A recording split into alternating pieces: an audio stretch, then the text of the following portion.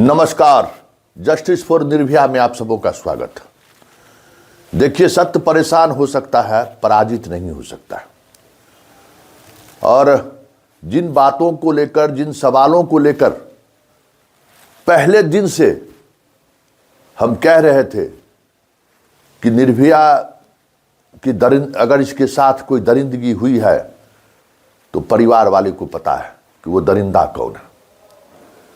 मैं पहले दिन से कह रहा था और इसको लेकर बहुत सारी आलोचनाएं, मुझे घेरने की कोशिश हुई, गाली गलौज, जान से मारने तक की धमकी दी गई, क्या क्या नहीं हुआ। लेकिन सत्य थोड़ा परेशान हुआ। लेकिन मुझे पता था हम इस घटना के एक एक अनुसंधान को बहुत करीबी से देख रहे थे।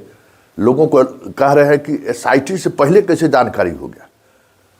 पत्रकार का नेटवर्क जो है ना, कभी कभी सीबीआई और क्या कहते हैं एसआईटी से ज़्यादा तेज होता है। कोई भी घटना घटती है ना, मुझे याद है जब मुजफ्फरपुर बालिका गृह घटना की सीबीआई जांच का आदेश हुआ था, तो जब वहाँ के एसपी आए जांच करने के लिए, तो पिछले एक महीने के दौरान जितनी तरह के मीडिया में खबरें छपी थी, सारा खबरों का वो मूल्यांकन करते चले गए। अंत में उन्होंने मुझसे संपर्क किया और जिस तरीके से एक्यूज से सीबीआई पूछताछ करती है, उसी तरीके से मुझसे 6 घंटे तक बातचीत हमसे हुई। आपको क्या लगा, आपको क्या लगा, कैसे ये आपको खबर मिली, मेन एक्सट्रीम मीडिया क्यों चुप रहा, सारे पॉलिटिक्स को उन्होंने समझा और कई ऐसी जानकारी हमने साझा की और सीबीआई ने मुझसे साझा किया। शर्त यही था कि हाँ, हम आपको जानकारी देंगे, आप हमें खबर की महत्ता को देखते हुए हम लोगों के बीच में आपसी रिश्ता जारी रहना चाहिए। तो जो मीडिया है ना, लोग भ्रम में जी रहे हैं। मोदी जी के शासनकाल में मीडिया का मतलब वो पराक्रम लोगों ने भूल गए हैं लोग कि मीडिया भी कोई चीज़ है। और इस देश में और दुनिया में मीडिया बहुत सारी चीज़ों को जो है उजागर कर चुका है, बड़ी बड़ी बातें सामने ला चुके हैं। अरे आज 10 बरस से जब से मोदी जी आए हैं, मीडिया पर दबिश बना दी है इसलिए ना, और सोशल मीडिया पर अनसोशल आदमी की जमात हो गई है इसलिए ना। नहीं तो ये चीज़ें थोड़ी चलती इस तरीके से, जिस तरीके से चलाने की कोशिश हुई। अब आइए, अब हम फैक्ट पर आ रहे हैं। अब जरा उस खुलासे को जरा गौर से सुनिए। आज अखबारों ने भी उस खबर को लिया है, लेकिन हम उससे एक कदम आगे बढ़कर आपको सूचना दे रहे हैं। जिस दवा का ये इस्तेमाल की है, जिस दवा का इस्तेमाल की है, वो दवा अमूमन गंगा के उस पार के डॉक्टर नहीं लिखते हैं, गंगा के इस पार के ही डॉक्टर लिखते हैं। और उस दवा में जो बातें सामने आई हैं कि प्रोसेस देखिए, कितना पुलिस को अनुसंधान में समय लगा है। जो पटना में सीएनएफ है, जहां से उस कंपनी की दवा जिस सीएनएफ के पास पहुंचता है, सीएनएफ इस मध्य बिहार के 17 होलसेलर को उस ये जो देख रहे हैं T2555 जो देख रहे हैं ना, सीरियल नंबर, इस नंबर से जो दवा आई है वो 17 होलसेलर को सीएनएफ वालों ने बेचा। और उस 17 होलसेलर वाले ने 400 से अधिक दुकानदारों को बेचा। अब समझ जाइए कि कितना मुश्किल हुआ होगा पुलिस को उस दुकान तक पहुंचना। सारे कड़ी को जोड़ते जोड़ते अरवल मोड़ पर, जहानाबाद के अरवल मोड़ पर एक दुकान है, उस दुकान से इनकी बेटी खुद जाकर दवा खरीदी है। अब सवाल उठ रहा होगा कि भाई, लड़की को ये नींद वाली गोली दे कैसे दिए। तो अभी भी इनके पिताजी को हम कह रहे हैं, निर्भया के पिताजी को, बातें छुपेंगी नहीं, समझ गए। और जो आप कर रहे हैं ना, आज न कल वो बातें सामने आएंगी ही। जरा बताइए कि ये दवा आपके परिवार में कौन लोग खाता है, किसके प्रिस्क्रिप्शन को लेकर जाके ये दवा ली है। हमें पता है, एसआईटी वाले को भी पता चल गया है कि आपके घर में ये ड्रग्स नियमित ली जाती है रात में या जब भी लेते होंगे, और उसी प्रिस्क्रिप्शन के आधार पर आपकी बेटी को दवा मिला है। कौन आपके घर में खाते हैं, आप खाते हैं या कौन खाता है, जरा बताएंगे। ये बातें सामने आनी जरूरी है। और आपकी बच्ची जो 5 पत्ता दवा लिया, पूरे 1 महीने का जो उन्होंने दवा लिया है, उसमें 370 रुपया अपने यूपीआई से पेमेंट की है, ठीक है ना।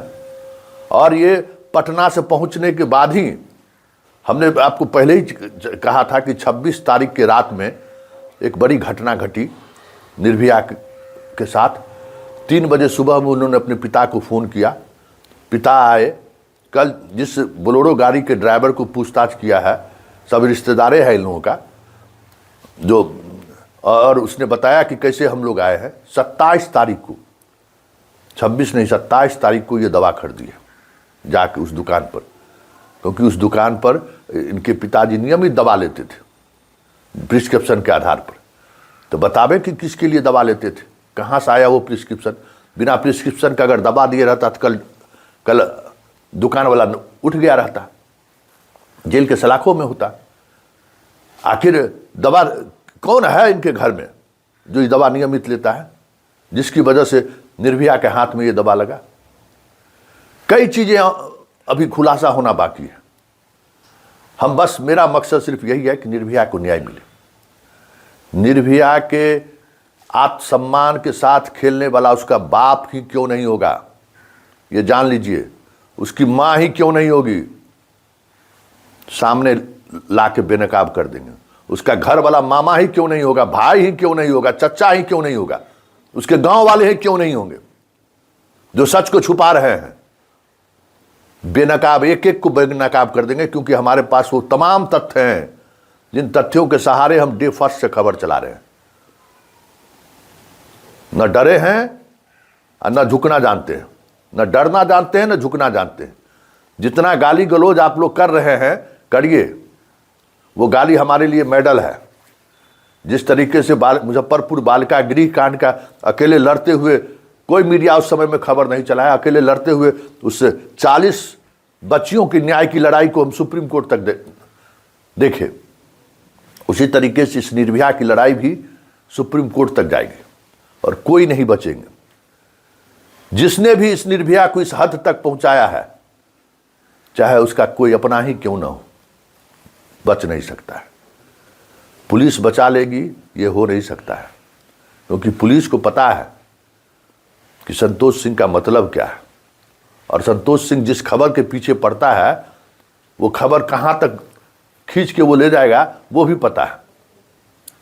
क्योंकि इस निर्भया की न्याय की लड़ाई में मुझे जितना जलील की गई है, जितना मेरी बेटी को गाली दी गई है, एक एक का हिसाब लेंगे ना, एक एक का हिसाब लेंगे।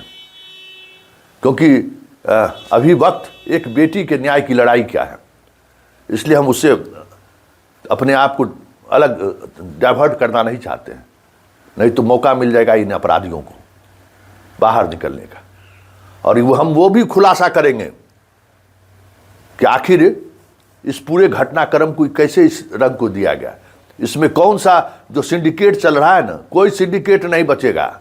सबका हम इसी स्क्रीन पर तस्वीर चलाएंगे। नंबर 1 जैसे चलाया गया था ना कि 5 गुनाहगार कौन है, यही तस्वीर यही लोग जारी कराए थे, तो हम भी 5 गुनाहगार चलाएंगे। सबसे ऊपर में भीष्म पितामह का तस्वीर रहेगा, उसके बाद एक तस्वीर पूर्व विधायक का रहेगा, सुन लीजिए, और उसके बाद इस भीष्म पितामह और पूर्व विधायक का 3 गो चमचा का रहेगा जो दवा के सिंडिकेट से जुड़ा हुआ है। धमकी दिलाता है, मार देंगे, तुम ही एगो यमराज और तय करने लगे हो कि कौन मरेगा कौन जिएगा। ये सच है, आने वाले समय में उसको भी हम एक्सपोज करेंगे। लेकिन तब तक, जब तक सारे रिपोर्ट नहीं आ जाते हैं, पुलिस अपना पक्ष नहीं रख देता है, क्योंकि इस खेल के पीछे एक बड़ा सिंडिकेट काम कर रहा है, जो प्रदेश के दवा का जो कारोबार है ना, उस पर पकड़ बनाए रखना चाहता है। मरीजों का जो लूट होता है ना, लूट मरीजों से 1 रुपया का दवा जो है 100 रुपया में जो बेचने वाला गैंग है ना, सब इसके पीछे है। 20 रुपया का पानी 200 रुपया में जो बेचने वाला गैंग है, सब इसके पीछे है। एक अस्पताल पर कब्जा करने का जो मुहिम चल रहा है पिछले कई दिनों से, कई महीनों से, सारे लोग इसके पीछे हैं। एक एक को बेनकाब करेंगे, लेकिन पहले मेरी बेटी को न्याय मिल जाए, भले इसका बाप कोई और है। भले इसका बाप कोई और है, हमें पता है कि इसका बाप इसकी लड़ाई नहीं लड़ रहा है, हमको पता है, इसलिए मुझे ये लड़ाई लड़नी पड़ रही है। वो मेरी बेटी है, और जब तक एक एक दोषी को, चाहे वो दोषी कोई भी हो, सलाखों के पीछे नहीं जाएगा, तब तक हमें लगता है कि निर्भया की आत्मा को भी शांति नहीं मिलेगी।